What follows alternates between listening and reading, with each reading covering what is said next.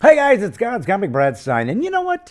I gotta ask you something. Why is joking about people important? Well, how else would we be able to tell we are better than they are? Not funny? Come on in. Let's find out.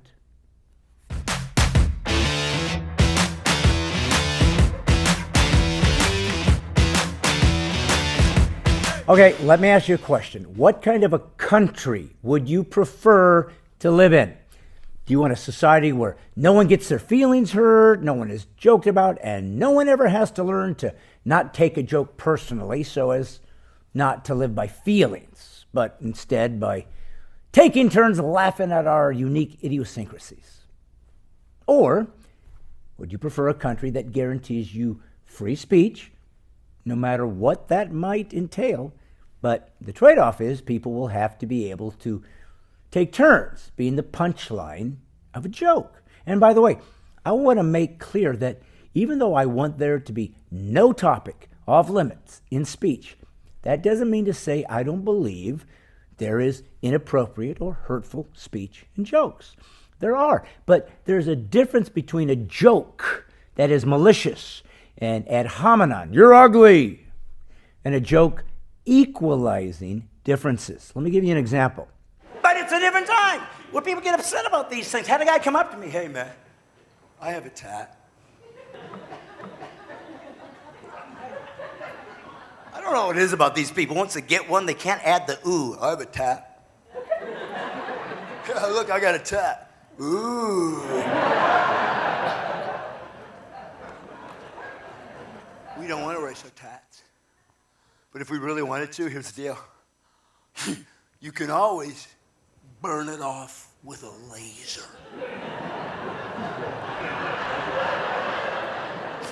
This was a win for this guy. He literally said, you could always burn it off with a laser. Sure, it'll leave a scar, but at least the tattoo's gone. Now you got a scar. What are you going to do now? I mean, well, let's follow his train of thought. Well, I guess you could cut your arm off. Sure, it'll leave a stump. But at least the scar's gone. Woo! Actually, he'd be, woo! You know, that's how he'd be. Look at the people. He's making fun of armless people now. Oh, my, what are they going to do? Hit me? You know, I'm just two armless jokes, one church. I'm that good. So, now I ask you, how did you interpret that joke? Because it provoked you to feel something based on how you have been trained to interpret a joke. You either found it funny in context or found it demeaning and off limits and should be censored. I did a joke that included a fictional, armless individual, which meant if they were offended, at least they can't hit me.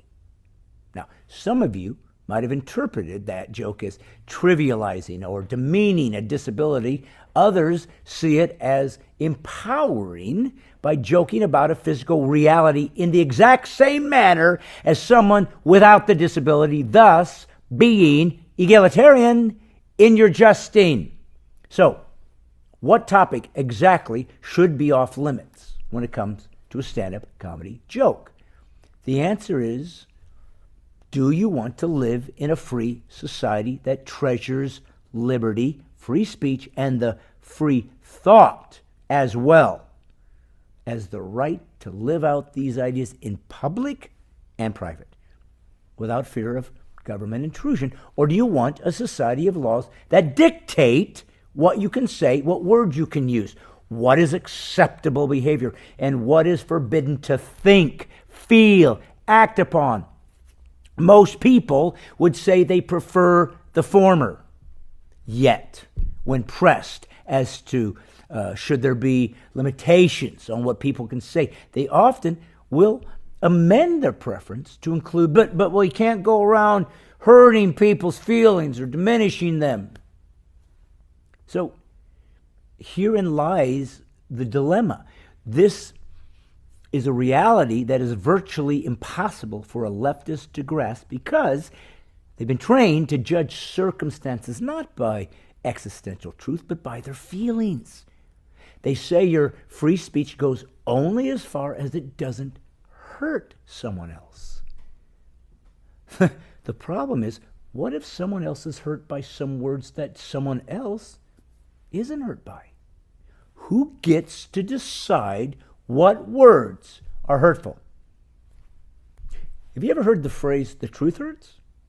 Okay, so if I'm an alcoholic and have no intentions of quitting, and someone I care deeply about tells me that I've got a problem and that if I don't get help, they'll cut off the relationship with me. Guess what?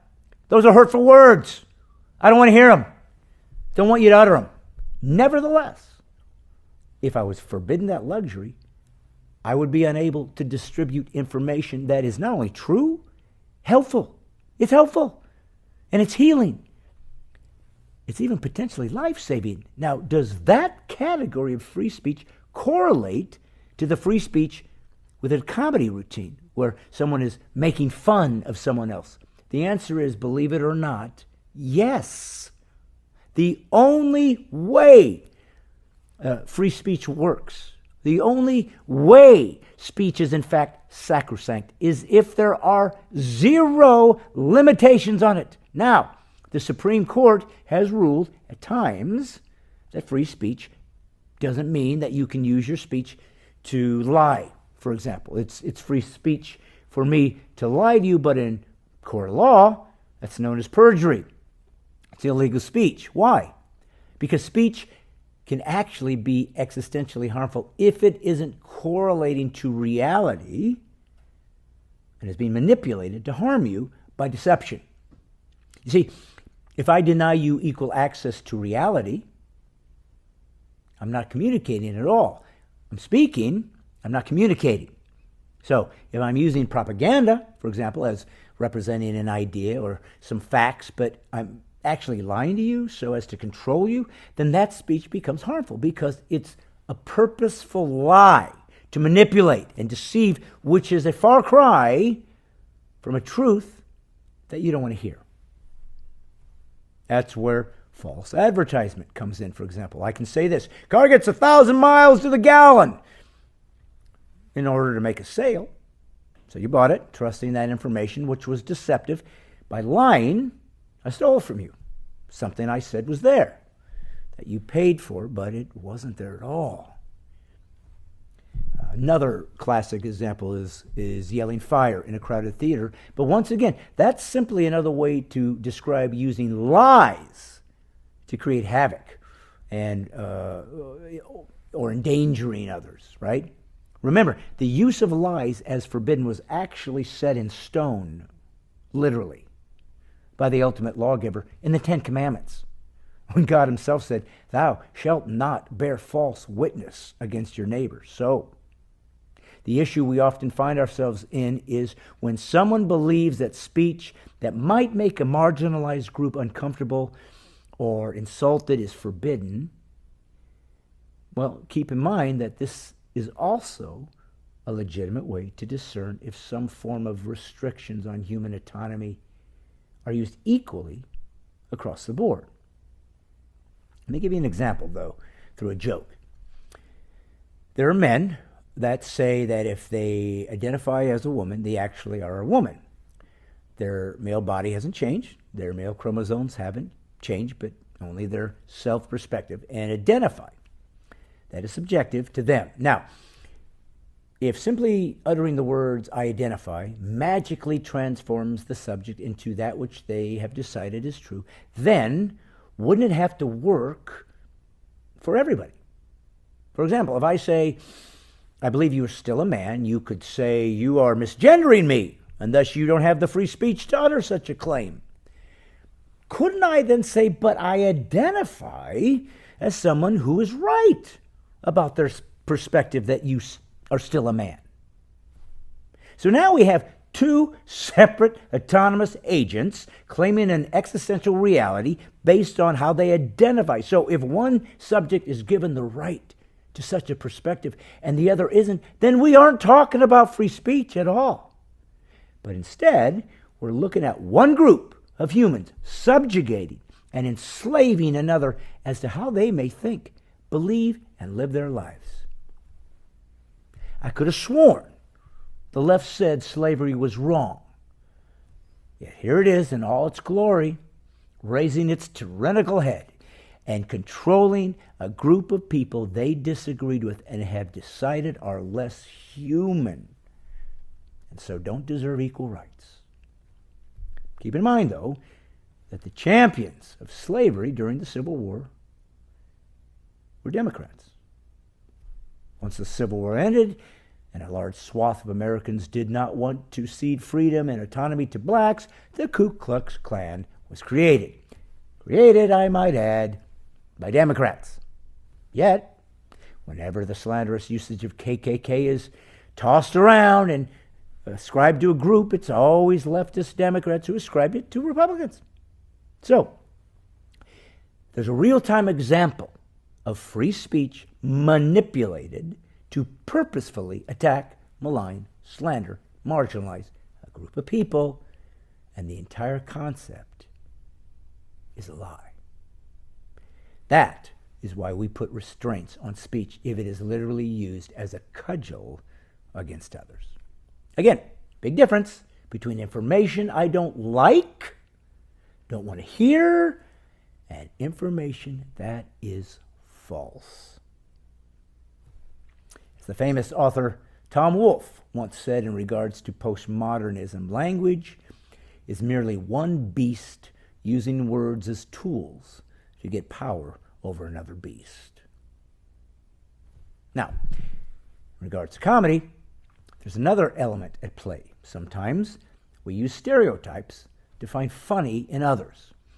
If I say women love to shop, for example, that would be true for the most part. Clearly, there are women that don't love to shop, and there are men that do. But having this innocuous placeholder to establish a premise allows us to examine funny things that may have happened to you and your wife.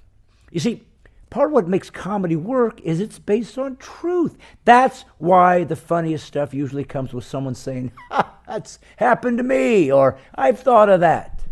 That's what makes comedy beautiful, is the laughs come from us delineating certain genders or ages or groups as having certain traits. And yet, when others hear this, they relate to it because they know someone like that too, or they're like that. The irony is if I joke that white people do this or black people do that and women do this, it's actually given us permission to laugh at ourselves. Suddenly we realize we all have one thing in common. We are human. So the next time you want to be offended by a joke that seems to demean another, why don't you instead be grateful? We live in a country that finds freedom and liberty to be sacred. And if you don't like a joke, don't censor it. Just don't laugh.